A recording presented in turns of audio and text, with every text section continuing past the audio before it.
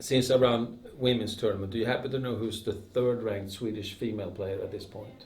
No, She's I have very, no idea. very- okay. Yes, I do. Sorry. Johanna Larsson, Sofia Arvidsson, Rebecca Pettersson. She's very, very good. I've heard she's a really, Have you really... seen her play? No, but I've heard a lot of people say that she's unbelievable. phenomenal. She is. I think she'll be top 10 in 2 years. She's very, Oh, very wow. good. Very, very good. Amazing. On the men's side, do you even know who's 1 and 2 in Sweden right now? No, I don't know. I have no idea. When you say the name, I know. I don't know. No, I don't know. It's- I don't really it's- care. It doesn't Correct. really matter. I'm Correct. not...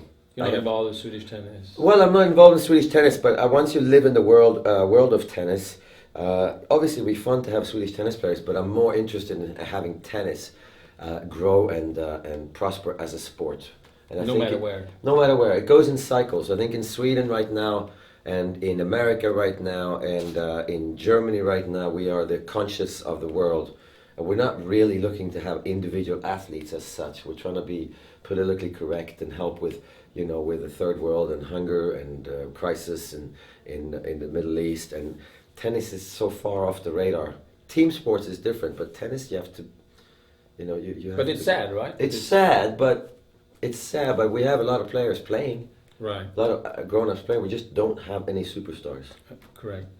Did you ever play mixed in a major? No, never played mixed in a major. When you've been all over the world to play tennis, have there ever been a culture or norm that just surprised you and blew you away? Like some weird thing in a different country where you felt... A culture? A cultural norm, like a customer that did something or prayed or where you felt... Yeah, I told- guess no, not really. But I think we played in Belarus as a Davis Cup captain. And we played in Belarus, and they had the Orthodox, whatever, Church. yes, priest come out and bless the court. Correct. But they obviously throw water on the court. Yes, so they didn't realize that the water on the plastic surface court was like ice. So literally, we had players just. Because of the blessing of... Yeah, because we were what is the water coming from? We couldn't fit, and then Max Mirny said, "Oh, it must be from the priest." So that was strange. Great answer. How did you evaluate your game after a loss? Did you do it by yourself? Did you ask your coach?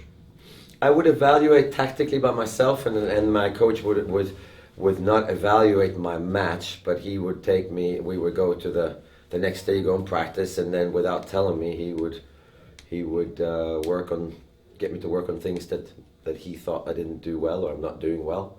But tactique was really only me myself. Okay. If you played now, who would you select to coach you? To coach me? Correct. Lendl?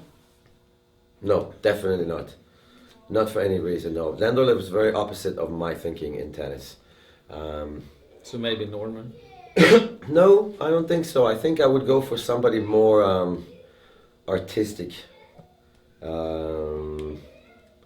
As a coach, I don't know, I would try and get maybe John McEnroe off his horse and help somebody like that. It would be interesting to have what he can allow, or what he sees in my game that he could help me with. Correct. And who would you absolutely not pick? As a coach? Yeah. Ivan Lendl. Okay. Because maybe he hears this, and seriously, we're really good friends, so he has a great sense of humor. Right. And then this is from the lessons today. Someone asked, how important this is to move forward and get the feel for the forward movement at the point of contact? It's everything. For sure. Like any sport, you have to move to the ball, you have to move through your shot, and the object of tennis is to go forwards. And then not everybody can hit a big shot, and it's easier to finish the point at the net. 3 last questions. Yeah. If you were a commissioner in tennis, you were in charge with all these weird changes in the doubles, and they don't play a full set, there's no add scoring, and college tennis is falling off the wayside in many ways. If you were a commissioner in tennis for 1 year, what's the first change or 2 or 3, or do you like the way it's going on? No, I don't like the way it's going on. I would first of all take the one set all, and then the championship certain way, 15-all a certain way, 15-30. So, but one in the tiebreaker. I mean, you don't know what you're gonna do. You only have 2 serves. Second thing I would do is take the let court serve away, Because if we're going to have a lead court during the play, what's the point of not having it? It's just a confusing call people have to make. Third thing is I would take the warm-up away. Because professional players are warm. They warm up in the morning. They warm up for at least 20 minutes before a match.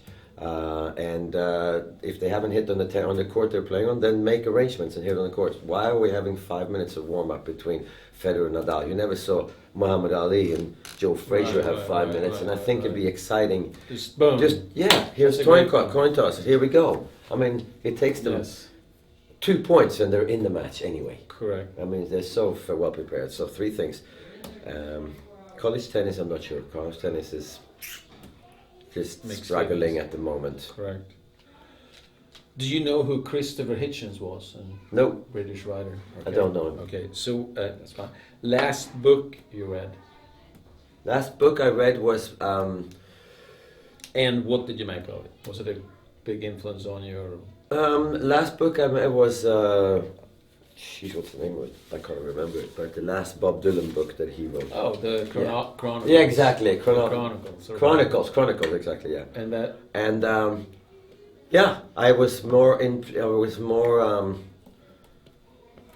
I was inspired because he is in love with music much more than people realize. And he thinks music is very similar to me, what I think tennis is. It's much deeper than people will ever understand, and my feeling about tennis is that this is a game that if you treat it properly and respect the game, it can really improve you and help you and grow you as a person. And I find that Bob Dylan, with all his success in that book, he was talking about how he was picking his guitar and then he would change, and I think everybody's like, what? And I think that's great artists. They pursue their passion to the bitter end. I think that's a great ending. That was a perfect ending.